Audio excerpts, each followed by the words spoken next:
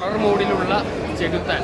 അതുകൊണ്ടാണ് നമ്മൾ മമ്മൂട്ടിയെ രാക്ഷസ നടികർ എന്ന് വിളിക്കുന്നത്. കാരണം ഈ സിനിമയിലെ രാക്ഷസനാണ് മമ്മൂട്ടി. ഈ സിനിമ ഹൊറർ മോഡിലാണ് പോകുന്നതെങ്കിൽ തന്നെ അതിനിടയ്ക്ക് വരുന്ന ഒരു കോമഡി രീതിയിലുള്ള ബീറ്റുണ്ട്. പിന്നെ ഒരു പീരിയഡ് ഡ്രാമ, അതായത് പഴയ കാലത്തേക്കുള്ളൊരു തിരിച്ചു പോക്കുണ്ട്.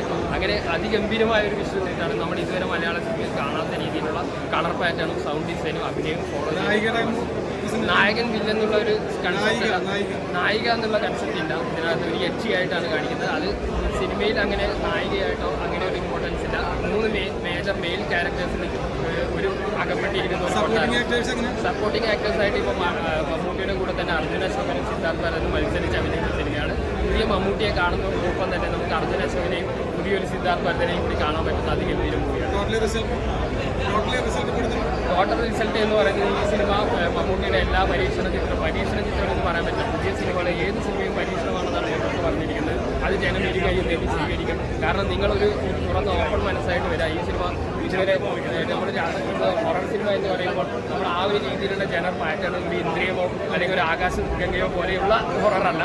ഇതിന് വേറെ തന്നെ രീതിയിലുള്ള ഒരു ഭീതി ജനിപ്പിക്കുന്ന ആ ഒരു കാലഘട്ടത്തിൽ നടക്കുന്ന കഥയായിട്ടാണ് ചിത്രീകരിക്കുന്നത്. ഫുൾ ബ്ലാക്ക് ആൻഡ് വൈറ്റ് ആണ് ഫിലിം. പക്ഷേ ഞാൻ പറയുന്നത് കളറിൽ കാണുന്നത് പോലെയല്ല. ബ്ലാക്ക് ആൻഡ് വൈറ്റിൽ മഴ പെയ്യുന്നത് കണ്ടിട്ടില്ലെങ്കിൽ നിങ്ങൾ ഫിലിം സ്ക്രീനിലെ ഏറ്റവും നല്ല മഴ നിങ്ങൾ കണ്ടിട്ടില്ല.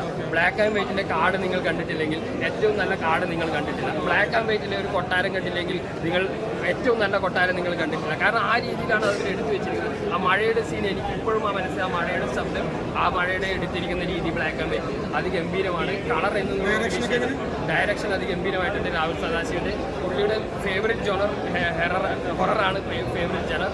അതിൽ അതിഗംഭീരമായി വർക്ക് ചെയ്തിട്ടുള്ള ഒരു സൈക്കോളജിക്കൽ ഹൊറർ മൂവി എന്ന് വേണമെങ്കിൽ വിശേഷിപ്പിക്കാവുന്നു. Thank you. അടിപൊളിയായിട്ട് പെർഫോം ചെയ്തിട്ടുണ്ട്.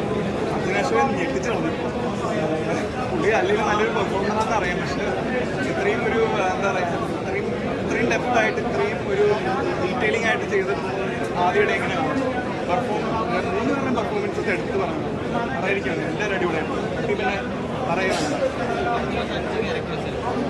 അത്രേ ഉള്ളൂ. 5 ക്യാരക്ടേഴ്സ് ഭയങ്കര എൻഗേജിങ് ആണ്. നമുക്ക് ഒരു സെക്കൻഡ് വരെ നമുക്ക് വേർതിരിക്കുന്നത് ഭയങ്കര മൂവിങ് ആണ്. എല്ലാവരും ഞാൻ ആദ്യം പ്രതീക്ഷിച്ചത് ഭയങ്കര സ്ലോ പേസ്ഡ് ആയിട്ട് പോകുന്നത്. പക്ഷേ ഭയങ്കര മൂവിങ് ആണ്. ബാക്ക്ഗ്രൗണ്ട് സ്കോർ അതുപോലെ ഭയങ്കര രസമായിട്ട് ചെയ്തിട്ടുണ്ട്. നല്ല സൗണ്ട് ഡിസൈനാണ്. അപ്പോൾ ശരിക്കും ആ ഒരു എൻവയൺമെൻറ്റ് നമ്മളെ കൊണ്ട് ഇരുത്തും. 17th സെഞ്ച്വറി പീരീഡിൽ നമ്മളങ്ങനെ ഇരുത്തി പോകും. പടത്തിൻ്റെ ഏറ്റവും വലിയ പോസിറ്റീവ്. എല്ലാത്തരം ഓഡിയൻസ് ഒരു ഹൊറർ ജോണർ, ഒരു ഹൊറർ പടം കാണുന്നെങ്കിൽ നമ്മൾ സാധാരണ കണ്ടുവരുന്ന ഹൊറർ കോമഡി ജോണർ, അങ്ങനെ മലയാളത്തിൽ കൂടുതൽ അങ്ങനത്തെ ഒരു ടിപ്പിക്കൽ ഹൊറർ എന്ന് പറയുമ്പോൾ എപ്പോഴും കോമഡി കലർന്നൊരു ഹൊററായിരിക്കും. പക്ഷേ through and through out horror കാണണമെങ്കിൽ പടം കാണണം, ഒന്ന് എക്സ്പീരിയൻസ് ചെയ്യണം. വലിയ സ്ക്രീനിൽ തന്നെ എക്സ്പീരിയൻസ്. ബ്ലാക്ക് ആൻഡ് വൈറ്റ് ആണെന്നൊന്നും നോക്കിയിട്ട് അങ്ങനെ നോക്കരുത്.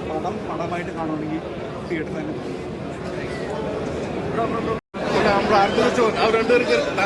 മമ്മൂട്ടി പിന്നെ പറയേണ്ടതാണ്. അടിപൊളി ഇന്റർനാഷണലൊക്കെ തകർത്ത് പോയി. അതുപോലെ കറങ്ങി സംവിധായകന്റെ പടമാണല്ലോ.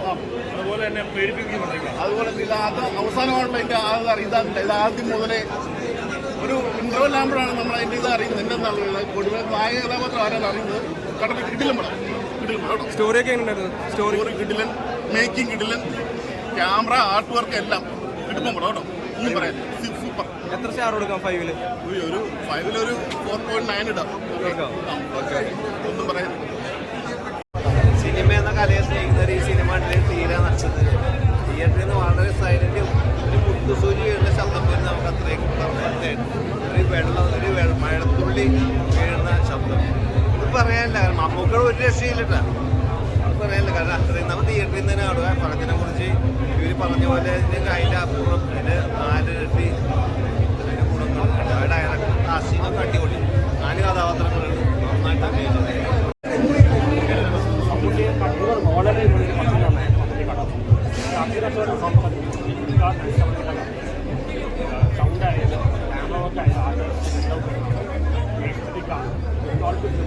എല്ലാം കൊണ്ടും